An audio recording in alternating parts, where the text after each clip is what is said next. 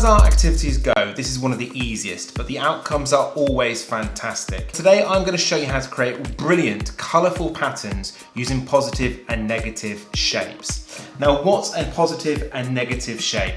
Well, a positive shape is a shape that you can see, and a negative shape is a shape that's there, but is not there. Let me explain.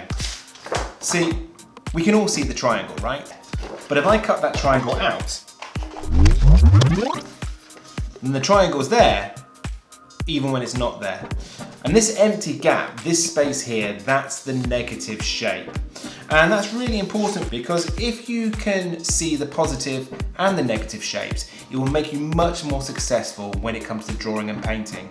For example, like here's a stool, for instance, right? A three-dimensional object. This could be quite a tricky thing to draw.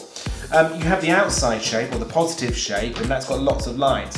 But actually, if you were to focus on the internal negative shapes, it's much easier to build the picture because these negative shapes are really simple. That's kind of like a wonky rectangle.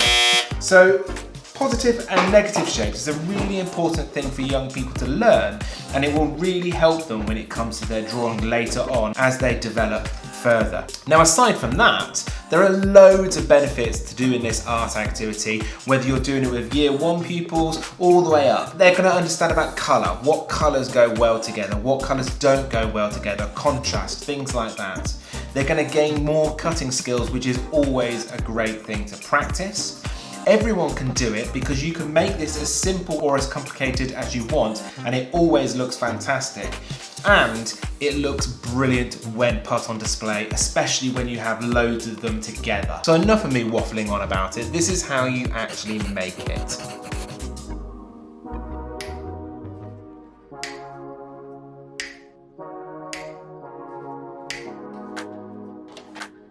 Okay, so grab yourself one of your coloured pieces of paper and cut it into a square. You don't want it too big, but then again, you don't want it too small.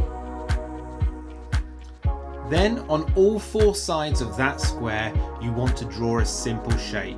It can be curvy, it can be geometric, but the trick is to keep it simple.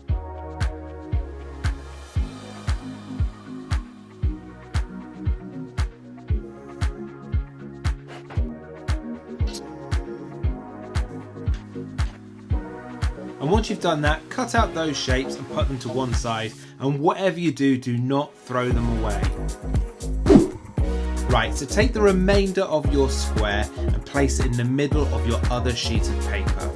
Then take the bits that you've cut out and place them back in the spaces you've cut them from. Then, once you've done that, flip them over and you've got your pattern.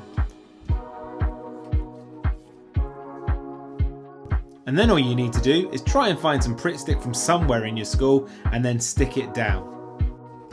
And you don't need to stick to squares, you can experiment with other shapes as well. And your next step, should you like this activity, is to click up here to my playlist of all the other tutorials I've got on my channel. And if you want to subscribe, I mean, it's up to you. You can just click my big face there. Alright?